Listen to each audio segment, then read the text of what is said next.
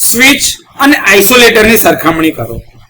પરીક્ષામાં સૌથી વધારે વાર પૂછાતા પ્રશ્નો, વાઇવામાં, ઇન્ટરવ્યુમાં, બધી જગ્યા પર જ્યાં આગળ બી પ્રોટેક્શનની વાત કરવામાં આવે અથવા તો તમારા પ્રોટેક્શન ફિલ્ડને રિલેટેડના ઇન્ટરવ્યુ થાય તો ત્યાં સૌથી વધારે પૂછાતા પ્રશ્નમાંનો એક પ્રશ્ન કે સ્વિચ અને આઇસોલેટરની સરખામણી કરો.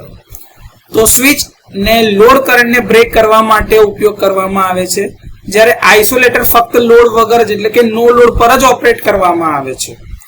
લો અથવા તો રિડ્યુસ્ડ વોલ્ટેજ લેવલ માટે સ્વિચનો ઉપયોગ થાય છે, જ્યારે આઇસોલેટરને સર્કિટ બ્રેકરની સાથે ઉપયોગમાં લેવાતું હોવાથી મીડિયમ અથવા તો હાઈ વોલ્ટેજ માટે જ એનો ઉપયોગ અથવા તો રચના થાય છે. સ્વિચમાં બ્રેકિંગ ટાઈમ મહત્વપૂર્ણ છે કારણ કે એને લોડ કરંટને બ્રેક કરવાનો હોય છે, જ્યારે આઇસોલેટર એ કોઈ પણ પ્રકારના લોડ પર ઓપરેટ થતું ન હોવાથી ત્યાં ઓપરેશનનો સમય મહત્વપૂર્ણ રહેતો નથી.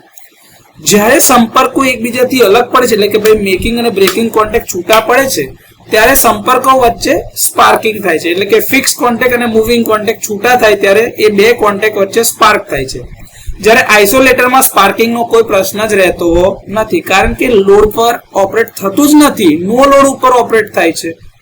સ્પાર્કિંગના કારણે સ્વિચના સંપર્કો એટલે કે કોન્ટેક્ટ થોડા સમય પછી ઘસાઈ જાય છે, જ્યારે આઇસોલેટરમાં લોડ કરંટને બ્રેક કરવાનો ન હોવાથી એમાં ઓછા મેન્ટેનન્સની જરૂર પડે છે અને એમાં કોન્ટેક્ટ આવી રીતે ઘસાતા નથી.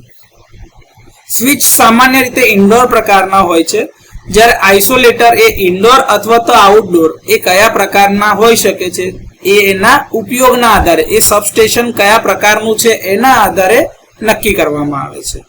સ્વિચ સામાન્ય રીતે મેન્યુઅલી ઓપરેટ થતી હોય છે, જ્યારે આઇસોલેટર મેન્યુઅલી પણ ઓપરેટ થઈ શકે છે અથવા તો મોટર અથવા તો ન્યુમેટિકલી એટલે કે હાઇડ્રોલિક પ્રેશરથી પણ ઓપરેટ થઈ શકે છે. તો સ્વિચ અને આઇસોલેટરની સરખામણીના આ થોડા ઘણા મુદ્દા છે.